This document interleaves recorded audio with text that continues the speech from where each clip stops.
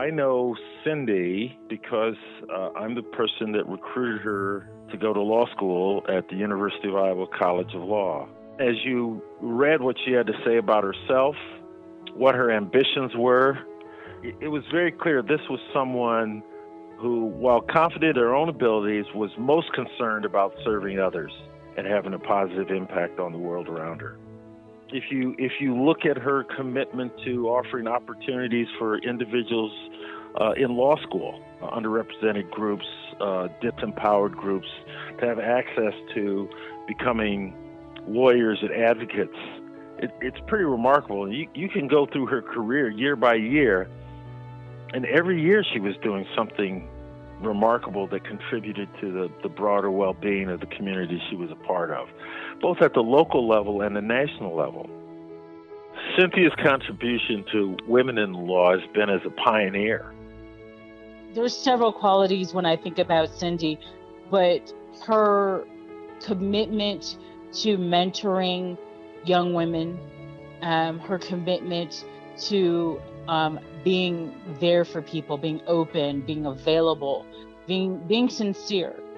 She's been a trailblazer at the law school. Not only was she the first female dean, African-American dean at the law school, but also before she got to be dean, she was a professor and, went up through the ranks of, getting tenure and then becoming a full professor. Those are things that truly inspire the rest of us. For me personally, Cindy is my sister. I love her tremendously. I know what this award means to her, and I'm so very proud of her. I have to say, hands down, she is one of the most impressive, kind, well-rounded people you'll ever come across. I find her internal moral compass to be inspiring. She genuinely represents the very best, I think, of people, period, let alone lawyers. And one of the things that Cindy has always taught me is to never forget the little guy. Never forget where you came from, and never forget to look behind you and make sure that you have not only cleared the path so that others can come behind you, but that you have potentially seeded it so that their path is not rocky, but a lot more comfortable to travel than what yours was. So coming on after Cindy as the dean, I knew I had very large shoes to fill because she had done a remarkable job. She has become the go-to person when there needs to be a measured voice in the room in the national legal education realm. And, to me, just the pinnacle of someone's career is that they are the first voice you think of. They are the first person who everyone says, she would be perfect to represent us. With Cindy, it's not just that she was the first person in role 1, 2, 3. It was that she was the first person and she did it her way.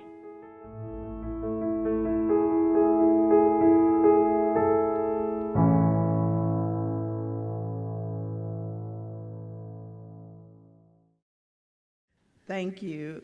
I have attended this luncheon for many, many years, and each year I sit there and I laugh and I cry and I get fired up by the honorees, and I always leave feeling joy in the power of women lawyers.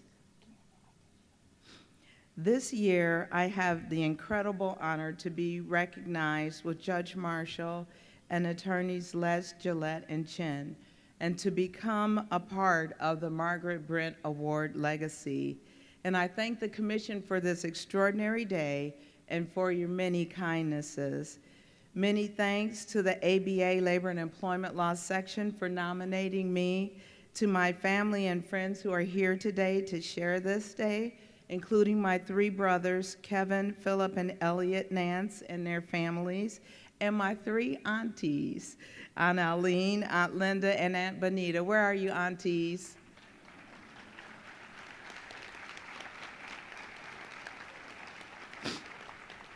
A shout out to all my ABA and Arkansas family and friends in the house today, especially my dean, Margaret McCabe, making us only the second law school in the country to have 3 consecutive women deans.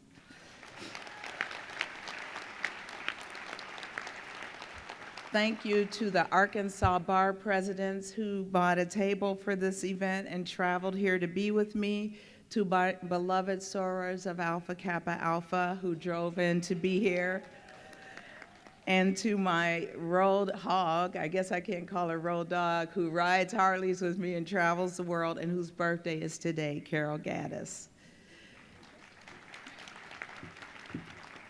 Now my goal in this short time is, I've been given is to encourage you to give back. I know you've all heard that before, but I know I would not be here today were it not for many of the people in this room who have encouraged and supported me not only in my career but in my life.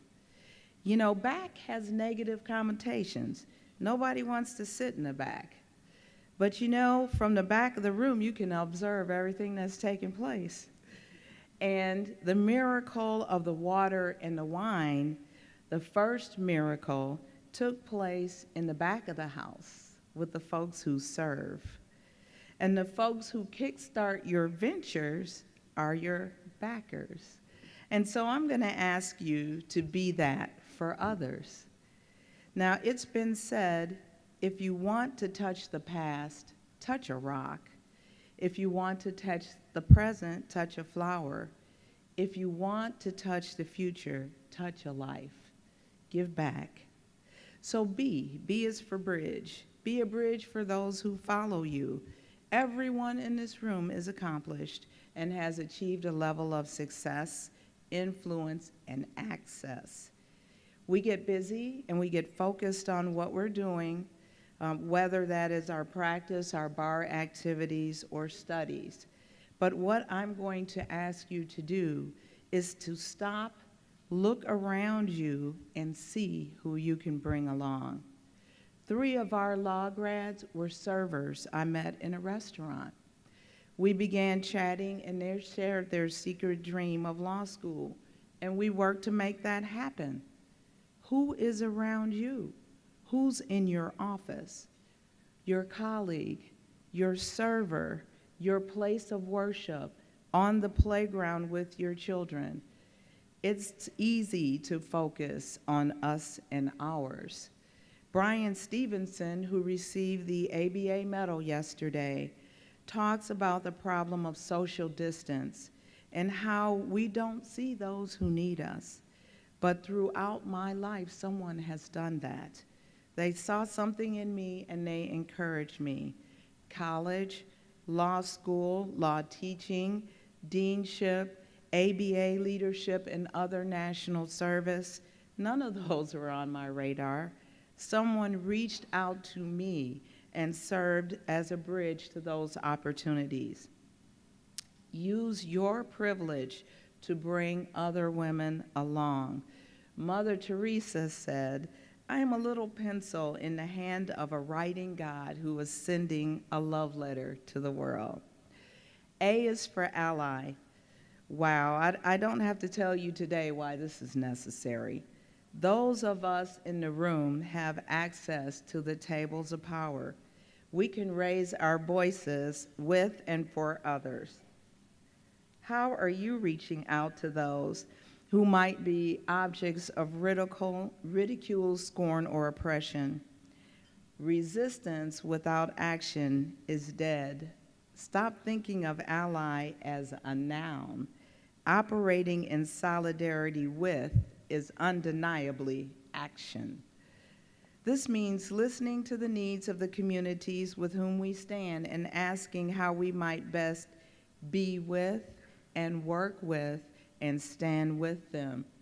Consistent with President Bass's initiative, Achieving Long-Term Careers for Women in Law, think about your workplace culture. So many of us in the room today understand that feeling of looking around thinking, is somebody gonna get this, or do I have to check this myself? Who gets sponsored? Who gets promoted, and by whom? Operating in solidarity with is undeniable action. When I went to South Africa, I was visiting with a South African sister, and she said to me, I think you are not a pass the water person. Now, I'm sure y'all know what I thought that meant, but then she explained that a pass the water person is someone who gets a seat at the table but only opens her mouth to say, pass the water. Give back, be an ally. As the Proverbs state, a single arrow is easily broken, but not 10 in a bundle. C is for courage. You know, in my faith tradition, there is a hymn, one verse which reads, grant us wisdom, grant us courage for the facing of these days. I often think of that verse in light of current events. I am asking you to be courageous and to push back against unjust initiatives, hate speech, and oppression. The oppressed and marginalized in our society don't get to take breaks or have respite. If you truly want to act in solidarity, you cannot retreat into your privilege when you don't want to engage. It's scary. You will draw fire, but have the strength of a mustard seed. You know how small a mustard seed is, yet when planted it becomes a mighty bush. Often your courageous act will inspire and encourage others. You have and you are. Be courageous, give back, stand with, and stand for. Courage is not the towering oak that sees storms come and go. It's the fragile blossom that opens in the snow. And K is for kindness. You know, the rhetoric and tenor of discourse in society today has devolved. We could all use and share a little more kindness. Perhaps we disagree, but we don't have to be disagreeable. Look around. Did you thank your server? When was the last time you thanked the custodian? Do you know his or her name? Have you smiled at a stranger recently? Have you encouraged a young person who's not related to you?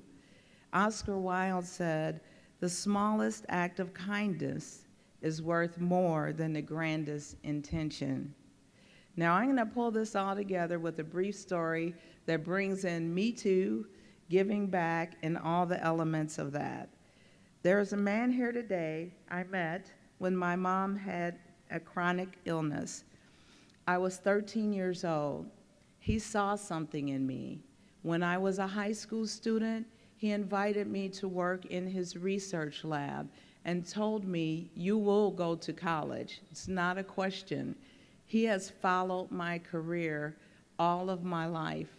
When I was working for him, we worked in an area that had a dark room, and there was a man in that dark room. And that man engaged in inappropriate behavior when the door was closed. And I did not want to tell my friend. And another woman working with me let him know what was happening. And he called me in, and he was livid. And I thought, even then, knowing power, as a woman of color from the south side of Chicago, given a research scientist and me, I'm going to lose my job. And he said to me, you never have to put up with this for a paycheck. He is here today, 47 years later. Dr. Mouser, please stand.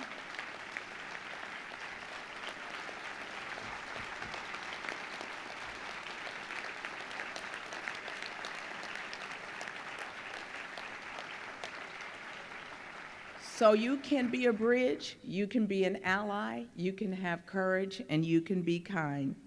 Give back, be a bridge, be an ally, be courageous, be kind. Thank you.